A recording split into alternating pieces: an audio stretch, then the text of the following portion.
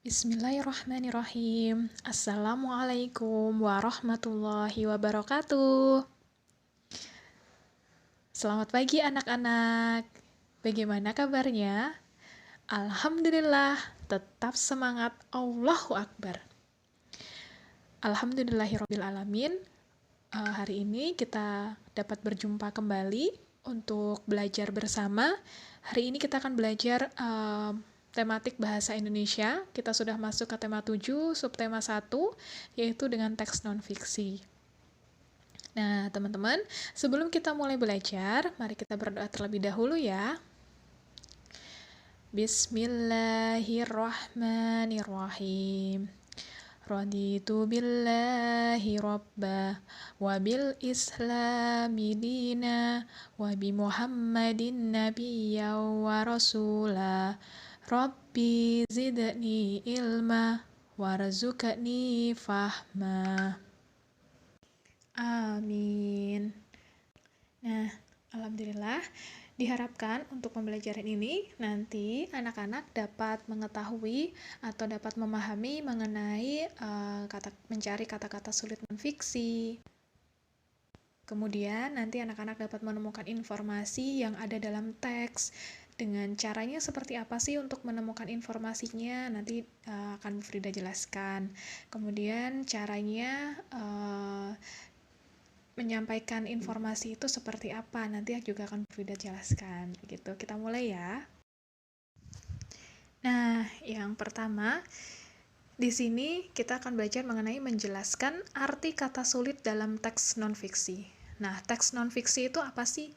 Jadi, teks non-fiksi adalah teks yang berisi karangan yang dibuat atas dasar fakta atau hal yang benar-benar terjadi dalam kehidupan sehari-hari. Jadi, teksnya itu merupakan sebuah karangan yang dihasilkan dalam bentuk cerita nyata atau cerita kehidupan sehari-hari yang dituliskan menjadi sebuah cerita. Berarti bukan cerita karangan ya, jadi ceritanya real, nyata. Nah, tentunya kalian biasanya pada saat membaca teks akan menemukan kata-kata sulit, kata-kata yang tidak dipahami. Nah, untuk mengartikan sebuah kata sulit, kita bisa mencari kata tersebut dalam Kamus Besar Bahasa Indonesia atau KBBI dengan langkah seperti yang ada di layar. Bisa menyiapkan kamus KBBI-nya, kemudian tentukan kata dasar dari kata yang akan dicari maknanya. Nah, contoh di sini menggunakan kata ragam. Kalau ragam berarti cari pada kolom huruf R. Jadi kayak kalian mencari kamus ya, mencari kata dalam kamus bahasa Inggris. Nah, seperti itu. Kemudian dalam kata keragaman, pada bentuk-bentuk turunan dari kata ragam. Nah, sekarang kamu bisa mengetahui apa makna dari kata ragam tersebut. Nah, kalau kalian tidak mempunyai kamus, kalian bisa menggunakan online ya, KBBI online dengan alamat situs di sini http kbbi4 portalbahasa.com/entry/keragaman. Jadi nanti kalian bisa search atau bisa cari di mesin pencari Google atau lain sebagainya. Kemudian diketikkan KBBI online seperti itu. Menemukan informasi dalam teks. Nah, teman-teman, dalam menemukan informasi penting dari sebuah teks, kamu sebaiknya memperhatikan hal-hal berikut. Yang pertama, membaca judul teks. Kemudian, yang kedua, membaca keseluruhan isi teks. Dalam membaca isi teks, mohon diperhatikan pada saat membaca, teman-teman memperhatikan tanda baca, yaitu tanda titik berarti berhenti, kemudian tanda koma berarti berhenti sejenak. Kemudian yang ketiga, mencatat hal-hal penting yang belum pernah kamu ketahui. Menggali informasi teks melalui ide pokok. Dan jadi, dalam suatu teks itu akan mengandung beberapa informasi penting yang ingin disampaikan oleh penulis kepada pembacanya. Nah, untuk mendapatkan informasi-informasi tersebut, kita perlu memahami isi teks dengan baik. Salah satu cara untuk memahami isi teks adalah dengan menemukan ide atau gagasan pokok setiap paragraf pada teks tersebut. Ide pokok adalah gagasan yang menjadi pokok dalam pengembangan paragraf.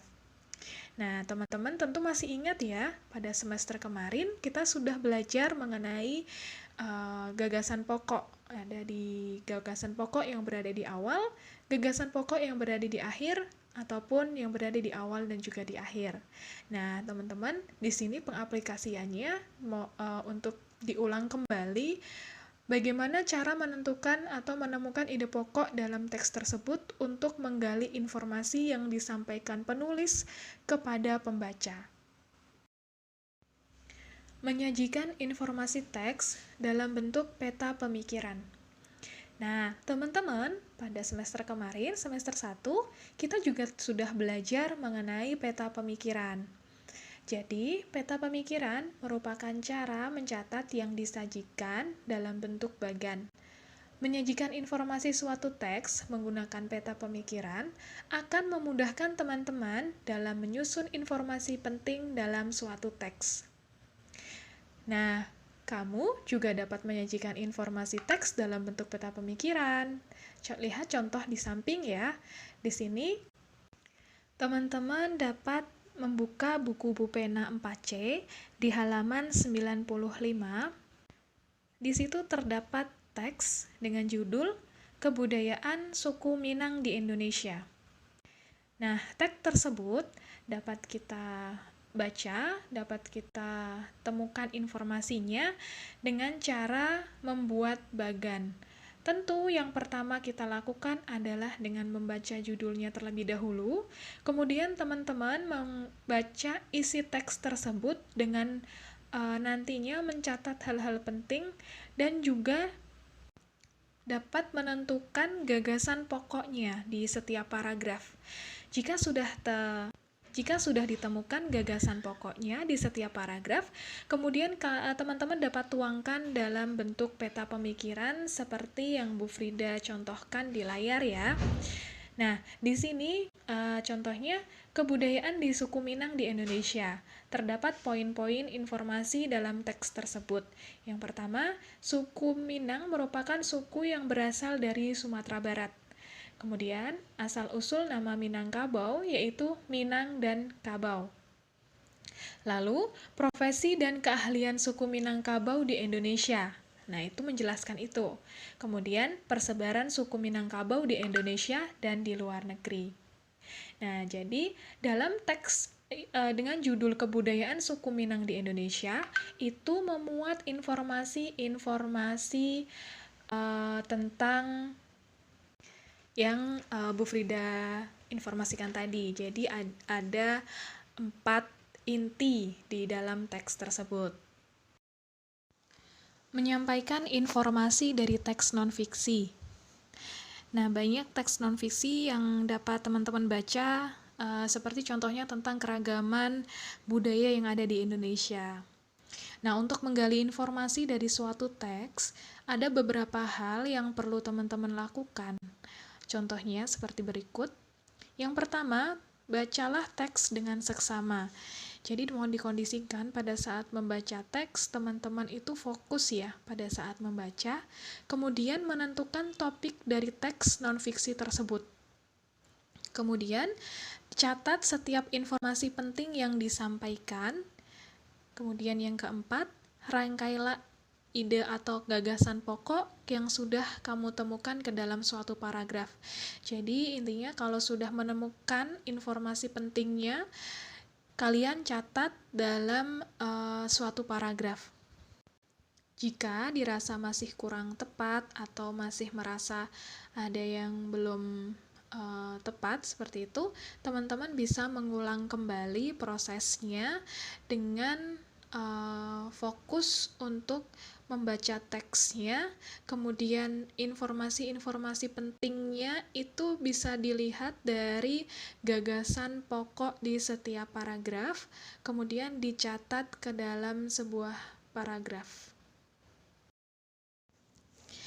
Oke, jazakumullah khairan katsiron. Teman-teman telah menyimak materi yang sudah Bu Frida sampaikan untuk pertemuan Bahasa Indonesia kali ini.